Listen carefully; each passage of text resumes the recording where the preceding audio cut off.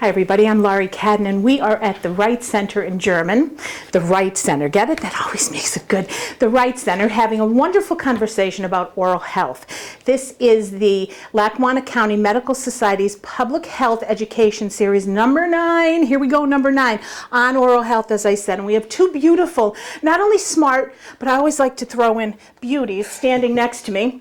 We have Dr. Linda Thomas Hemack, and then we have Beth. I said it in Beth. Was it? Should I say it the French way? Fouchon, as I said. So we are here to talk a lot about oral health, how it can affect your entire body, some of the diseases that it may lead to or can complicate. Lots of stuff that you need to know about why it's so important to have good oral health. So, ladies, thanks for joining us today. Thank you for We having appreciate us. your time on this snowy day out there. How about it? Thank you very much. You're welcome. So let's start off by asking this simple question. What are some of the risk factors for poor dental or oral health? There's so many. Some of the risk factors for poor oral health: gingivitis, swelling, bleeding gums, dental decay, broken teeth, pregnancy gingivitis, complications with cardiac patients, bacterial endocarditis. A lot of the times I wrap it up with saying, if your mouth isn't healthy, something else isn't healthy. We have to have good oral hygiene in order to be overall healthy. So Beth, tell everyone, because that'll segue into that. Off my script, as I said I was going to do, Linda, what do you do? What is the best thing to do? Is it twice a day? Is it after every meal? What is the best way to keep your teeth as healthy as you can keep them? Brushing and flossing, brushing twice a day and flossing at least once a day, preferably at night before bed. Most of the damage is done while we sleep. Okay. And so then it leads to, obviously, poor oral health, leads to gum disease. Now, you mentioned some things, but really explain what gum disease is, just so people totally understand that. Gum disease starts off with swelling and bleeding of the gums. So if patients notice when they're brushing or flossing and they rinse or expectorate, and they have a little bit of blood in their rinse out, there's obviously an area. It could be localized, it could be generalized, so in one spot or throughout the whole mouth. That's the first stages of gum disease. So it gives you a pre-warning. I always say it's raising the red flag. When you notice that you have bleeding upon brushing or flossing, that's the first stage of gum disease, which leads to periodontal disease, where it's the destruction of the bone that supports the teeth and the jaw. Patients sometimes come in and say, this tooth is loose. It wasn't loose last year. So much of the bone is eaten away by the tartar buildup being left underneath the gum tissue that's not removed on a daily basis. And that's why, obviously, it's so important to have your teeth checked. Is it twice a year you should have them cleaned properly? Yes, ma'am, every six months. And most insurance companies pay for twice a year. Checkup and cleanings. So the gum disease starts first then, right? That's the one that starts getting at your teeth. Yep. And then if it's not taken care of, it leads to the bone issues, which becomes the other issue then, the periodontal, Right. The periodontal issue. disease, the loose teeth falling out on their own or having to be removed. Now, obviously, Doctor, I think you can talk to this point. Heredity plays a huge part in this, doesn't it? Or say you have family members who don't have good teeth, and maybe it's just because they weren't properly taken care of. Like years ago, we didn't know what we could do to keep our teeth as healthy as we should. So is that a factor today, that heredity still plays that, or is it really just about plain old taking good care of your teeth? I think it's multifactorial, and I definitely think heredity has something to do with periodontal disease, predisposition to oral hygiene challenges, and it's complicated by environmental factors, and in many cases, unfortunately, even access to fluoride. So, we live in a state that does not have fluoridated water, and so one of our jobs as healthcare professionals is to really promote the American Academy of Pediatrics recommendations about routine fluoride supplementation in children, as well as healthy oral hygiene, regular routine screenings and dental checkups, and daily flossing and brushing. So it's multifactorial, but heredity definitely has something to do with it. Okay. And it's very common to hear in families that there are generations of people who have never had a cavity and never had gum disease, and other families that, despite the best oral hygiene, actually get it. have some dental problems. Because I know people who say, I don't do any of that, I don't floss, and their teeth they don't have cavities, and I think their teeth I think, what the heck? Like, I'm crazy about what I do with my teeth. I will never, ever go to bed without brushing and flossing and Listerine. I'm crazy about that stuff. In the morning, the same routine. I use a regular toothbrush and then an electric toothbrush because I'm crazy. And seriously, because it's so important to do, and I'm so nuts about it with my kids. My mother was like that, and you think these people say, I don't, and their teeth are beautiful.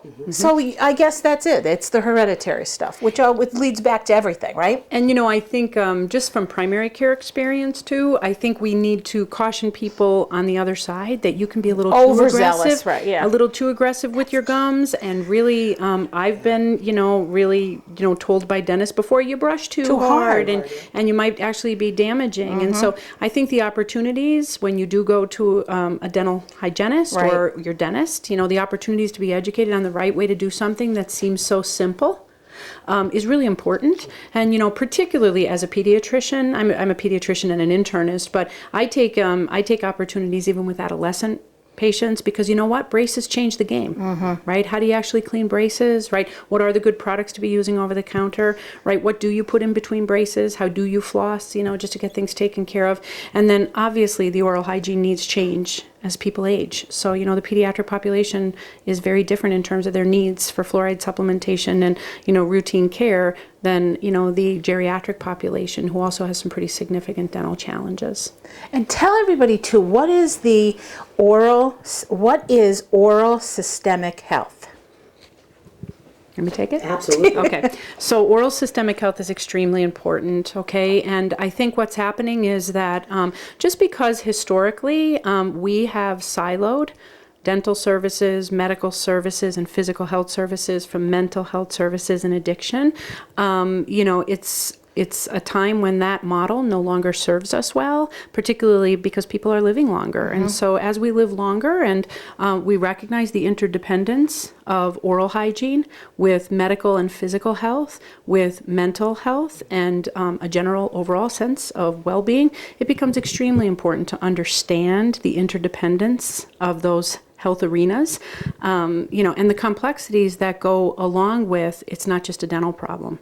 So if you have a chronic medical condition, you have diabetes, you have heart disease, the management of those chronic conditions can really be complicated if you do not have good oral hygiene or you have unaddressed dental problems. So I think oral systemic health is kind of the term that's given to getting much more comprehensive in the way that we collaborate between the dental professions and the medical professions and the mental health professions about how we really take holistic, great care of patients. Make sense? Yeah, total sense. I would love to add to that. Yeah.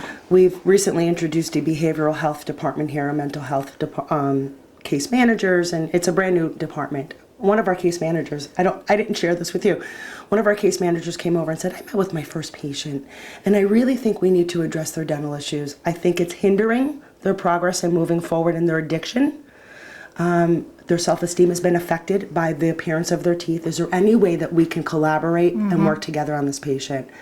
So it was kind of nice to see somebody on the inner workings, all the silos, all the walls are coming down within at least our organization. I'd like to think it's happening everywhere, but that's what we refer to as oral systemic health, because it's everyone working together for the overall health of the patient. And dental is a huge and important part of that. And I'll tag team you because, I see patients 50% of the time because I have the privilege also of helping to be on the top management team of the Wright Center. So, I see patients half the percentage of the time. I see a lot of patients during my medical visits with unaddressed dental needs. And I can tell you that even last week, like just 1 week ago, I saw an elderly gentleman who really was in great medical shape, get very sick, very quick, have to be hospitalized, had bacteria in his blood. We did a full, comprehensive workup on the medical side. And when you opened his mouth, the problem was in a tooth. Unaddressed, snapped it, an old filling, bicuspid, snapped, source of the infection.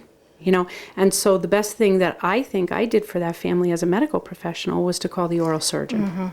You know, so it really does go so many ways around us learning how to overcome our silos and the fragmented delivery system, and really learning how to collaboratively take wholesome care of patients. Totally agree. Yeah. Is oral gum disease, the only health problem that's actually tied to the rest of the body? No, everything's linked. So every from the top of your head, let's face it, the face, we're starting with the teeth, everything trickles down. So you're saying this man came to you, he was sick, you're finding infections, there's nothing you can see physically, and then his mouth, was he covering his mouth? Was he like saying, I don't have an issue? How did you find that? You know, he really just didn't even make the connection. And I was saying to Beth before this meeting, it's really powerful, you know, when you listen to patients. So about 3 weeks ago, one of my patients called me and said, it's an emergency, I have a tooth infection. So I saw him that day. And he said to me, thanks for seeing me, because I was scared I was going to get one of those heart infections, because I had a friend who got really sick because of a tooth, and he had a massive infection in his heart, and he was scared. So he learned about that, you know, not through prevention efforts, but because of really, you know, a real sentinel event, something bad that happened to a friend. This man who I saw last week didn't even make that connection. So, you know, I think those two stories together really open up the amazing opportunity that we have to get on the prevention side of things, to really educate people before the crisis happens, before you get sick, and to make them recognize that there are serious health implications of not taking care of your teeth. And why is that, though? Why is it that, because I know, because that's a scary thing. People say, if you have bad oral health or you have bad teeth, it affects your heart, and it's always out there. You think, why? Like, what does the mouth, why is it that the teeth, the mouth are so crucial to what could be going on with the rest of your body? Maybe that can't be answered. I don't know, doctor, but what is it? I think that's a good question. You know, we have normal barriers that separate the external world and bacteria and infections from our internal sterile self. Okay. And when skin gets broken, you can get, just like you can get a staph infection. You know, people used to refer to it as, you know, lead poisoning, when there would be an infection going up the arm, and you could see it, right? You could see the red streak, and it's the same thing in the mouth. So, you know, the mouth is crowded with bacteria that are normal hosts. They live in us, and they actually have a lot of purposes on the human body. But, you know, they're not supposed to get inside. So when you have an oral hygiene problem where blood vessels are exposed because of gingivitis, or teeth are cracked and there's an exposure that isn't supposed to be there, just like when you have a cut or laceration on your skin, bacteria can get in. And, you know, in reality, they get in all the time, but they just get in a small enough volume during a normal, you know, course of the day that we clear them. And I think when you develop, you know, a situation where you have a tooth infection or an abscess or gingivitis or a low-grade overgrowth of bacteria and they get in, it's just a little overwhelming to our normal immune systems, and you can get a pretty serious infection. And, you know, that infection can stay semi-quiet, okay, or show up with a massive systemic infection where, you know, your teeth are chattering, you have a fever of 103, and when you look that sick, people don't often immediately think, maybe it's coming from my mouth, you know.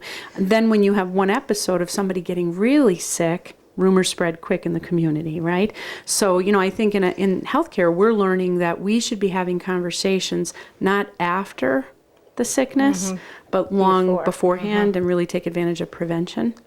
The other thing is, and this may be just a fallacy, but that old line, like, and I know if I get anything in my tooth or a cut inside, it heals so quickly. Is that true that the mouth actually heals very quickly? And if it's true, is that because, like you said, there's so much going on that we put into our body, obviously through the mouth, that to feed ourselves, to nourish ourselves? Is that the reason? And does it really, is it faster? Because I see things that happen quick as a bunny in my mouth if I have a sore or something. Sometimes your patients will have aphthous ulcers. They ate too much pizza, too much acidic foods. They tend to last 3 to 5 days. Things tend to heal quicker in the mouth because of the normal host of bacteria. But your mouth, I always say, bacteria loves hot, warm, moist areas. Where in the body is it better in your mouth for a host of bacteria to grow and faster? So it's a happy balance of Keeping it clean. You've already admitted that you're neurotic with your oral care. Which I have because my gums recede because of the so that is a problem. Right. But anyway, so scrub brushing, receding gums, exposing roots. Right. Increasing your risk to root decay. Right. Sensitivity. Yeah. Yeah. I know, I get it. So tell us too about I'm going to list them: diabetes, heart disease, pregnancies. I know when I was pregnant with both of my children, my hygienist said, "You're having boys." And I said, "How do you know that?" She said, "Because I find that all of my patients who have boys, when I would floss their teeth, there would be a little bit of bleeding. If they were having girls, they didn't." And it was true. I had 2 boys, and when she flossed my teeth, there was a little bit of bleeding. So pregnancy, another one. Knee arthritis, and we won't talk about the knees, and respiratory conditions. All of these things. Tell everybody a little bit. We talked about the heart, pregnancy, knee arthritis. What does that have to do with any of that? Take it? Okay. This is fascinating. Yeah. It is fascinating. I know, I really. So, I think the biggest topic of concern with pregnancy and oral hygiene is actually that unmanaged oral hygiene issues can actually precipitate preterm labor. Because of the stress and the inflammation. So, there's very high risk populations also when we get into mental health and addiction issues. And so, when you begin to couple risk factors for preterm labor, oral hygiene is not a risk factor that should be ignored or minimized. It's definitely a player in terms of preterm health. I also think that just in pregnancy, the baby is taken a lot. Yeah. Right? They take what they need. They're taking a lot. It's the importance of the vitamin, keeping a really healthy balance, because nutrition definitely is linked in with risks for oral hygiene problems. And so, that's really the story about pregnancy. And you really want to be healthy, right? You certainly don't want to get a tooth infection and then have to get exposed to any kind of anesthesia or anything while you're pregnant. So maintaining, most won't do it, right? They won't do any anesthesia. People get scared. Yeah. And then you get into the complications of what if you get a tooth abscess? What if you get a fever? Right. Is the baby exposed to that? Do you have to take an antibiotic? And so I think, just making sure that you're really attending to your oral hygiene, making sure that you go on a prenatal vitamin with some folic acid long before you actually plan to get pregnant. All of those are just good strategies to make sure you have good oral hygiene going into pregnancy. And when it comes to chronic diseases and arthritis and things, I think the biggest risk is inflammation, itis, I-T-I-S, whether it's arthritis or gingivitis or pericarditis. Itis is inflammation, and that inflammation puts a lot of stress on the body. So when you start, partnering many different sources of inflammation, it's very taxing on our health. Okay. Yeah. So we talked a little bit earlier, Beth, of what you can do, but just for overall care. And again, it is so easy to do this. It is so easy. People may not have dental insurance. People may not be able to. There's ways you can do that. But to brush your teeth and to floss your teeth and to be very diligent with that is so important. So could you just go over a little bit more of what exactly you should do to help make your teeth and your gums the best they can possibly be? Absolutely. 2 minutes in the morning of brushing, circular brushing, not scrubbing back and forth, wearing away the gum tissue, because that's the blanket that protects our teeth underneath in the bone. Brushing for 2 minutes at night, chewing sugarless gum throughout the course of the day, stimulating saliva production. Saliva is a natural cleanser of our mouth. So if we're chewing gum, the mechanical action of chewing gum coupled with it stimulating saliva is cleansing our mouth throughout the course of the day. 2-minute brushing at night and flossing. Floss, floss, floss. We have a motto at the dental clinic. We tell all of our patients, we only want you to floss the teeth you want to keep.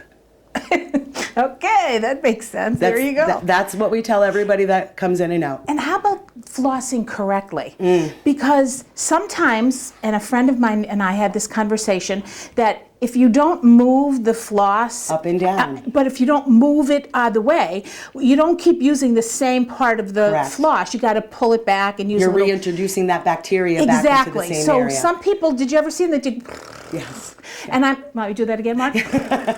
But Really? I mean, right. you have to roll it and use it, roll it. And I remember, like, not remember, when they do it at the dentist, they do it that way. And I used to think, oh my God, and I was doing it wrong for a long, not anymore, but I used to, and I think, oh my God, we're putting that bacteria right You're back just in the other reintroducing spot. it. Do you want to see if you can brush The with guy's just teeth? the right I love level it. of force Mark, on look at him. Bugsy? I'm going to see. I'll see if I Yeah, can do you it. Let's see if see, you can do Bugsy. that. All right. Here's the toothbrush. Do we have toothpaste? Okay. What do I do? This? Put your toothbrush at a 45-degree angle where don't the know. tooth and the gum meet.